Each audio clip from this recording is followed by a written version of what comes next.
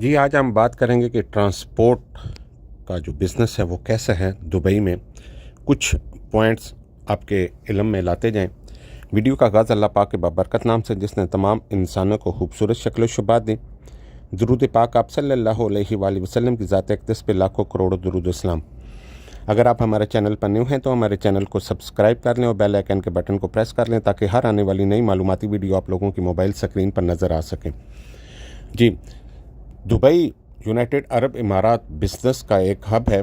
पूरी दुनिया से लोग आकर यहाँ बिज़नेस करते हैं और उसमें से सबसे ज़्यादा तादाद जो है वो इंडियन की है। अगर आप देखें जितने भी सुपर मार्केट्स हैं, सुपर स्टोर्स हैं, जितने बड़े बड़े बकाले हैं, वो सब इसमें इंडियन इन्वेस्टमेंट लगी हुई है।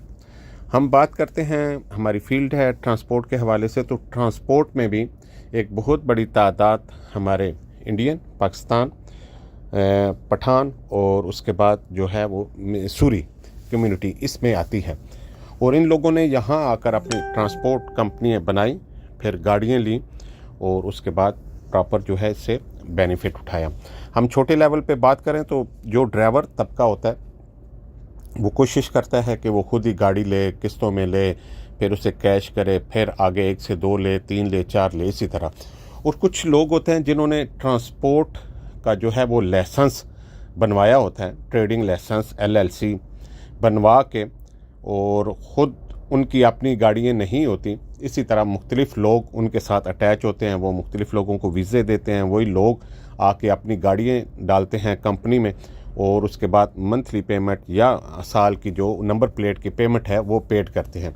और वो जो जिन्होंने ट्रांसपोर्ट LLC का ट्रेडिंग लाइसेंस बनवाया होता है, उनका यही काम होता है कि उन्होंने एक ऑफ़िस मैनेज किया होता है और लाइसेंस अपने नाम पे बनवाया होता है। उसके बाद उन्होंने कुछ आदमी रख लेते हैं जो ऑफ़िस में काम करते हैं और उनका काम यही होता है कि मुख्तलिफ़ जितनी भी बड़ी बड़ी लॉजिस्टिक्स कंपनी होती हैं वहाँ जाकर अपनी कोटेशनें देते हैं और उन्हें इस चीज़ का यकीन दिलाते हैं कि अगर आप हमें काम देते हैं तो हम इसके बदले में आपको अच्छी ट्रांसपोर्टेशन देंगे।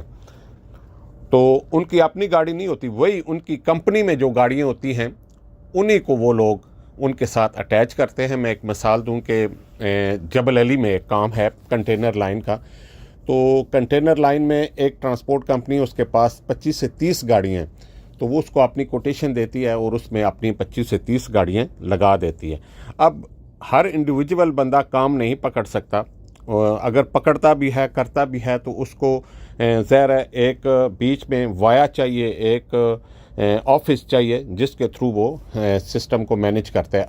क्योंकि जितना भी पेमेंट आती है एक कंपनी से दूसरी कंपनी में तो वो वाया बैंक आती है, चेक की सूरत में आती है।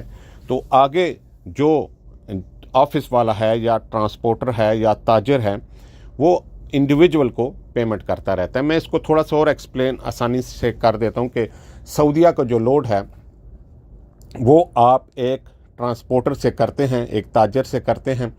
उसका यही काम होता है कि बड़ी कंपनियों से लोड उसने रखे होते हैं, वो उन्हें लोड देते हैं, वो आगे मुख्तलिफ ग्रुप में या जो उसके इंडिविजुअल या जो उसकी कंपनी की गाड़ियाँ होती हैं जो उनके साथ लगी होती हैं उन्हें वो लोड देता है और हर लोड के पीछे उसका एक मखसूस कमीशन होता है। वो कमीशन अपना रख लेता है और उसे कुछ पैसे एडवांस में देता है ताकि वो जब लोड लेके सऊदीया, कतर, बहरीन जाता है तो उसे ज़रा बॉर्डर पे उसके एक्सपेंसेस आएंगे, कस्टम क्लियरेंस के आएंगे, डीज़ल के आएंगे या और जो भी छोटी मोटी उसकी ज़रूरियात होती है, तो उस सूरत में उसे वो तकरीबन आलमोस्ट 60% एडवांस पेमेंट दे देता है।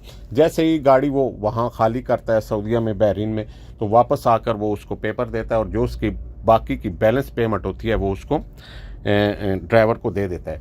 जबकि कंपनी जो है वो कई दफ़ा 15 डेज़ के बाद पेमेंट देती है, 30 डेज़ के बाद देती है या 45 डेज़ के 60 डेज़ तक जो है वो कंपनियाँ पेमेंट बाद में देती हैं। लेकिन वो ताजर, वो ट्रांसपोर्टर जो है वो आपको एडवांस भी देता है और जब आप पेपर लेके आते हैं बाकी की पेमेंट आपको वो क्लियर कर देता है।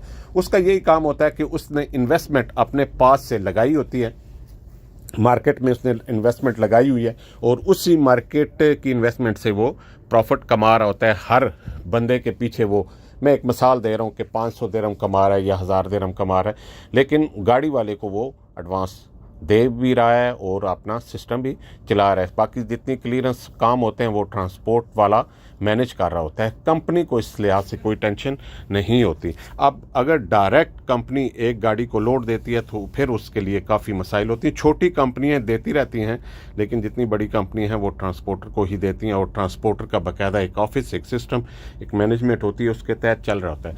लिहाजा ये ज़रूरी नहीं है कि कोई भी ट्रांसपोर्टर है या उसके पास ट्रेडिंग लाइसेंस है तो उसके पास गाड़ियाँ भी नहीं, या गाड़ियाँ भी होंगी, नहीं ऐसा नहीं होता। गाड़ियाँ उसके पास नहीं भी होती। मुख्तलिफ लोग जो सिंगल गाड़ियों वाले हैं वो उनके साथ लगे होते हैं, ख़ुद भी कमा रहे होते हैं, और वो उन गाड़ियों वालों को लोड दे के उनका भी काम चला रहे होते हैं।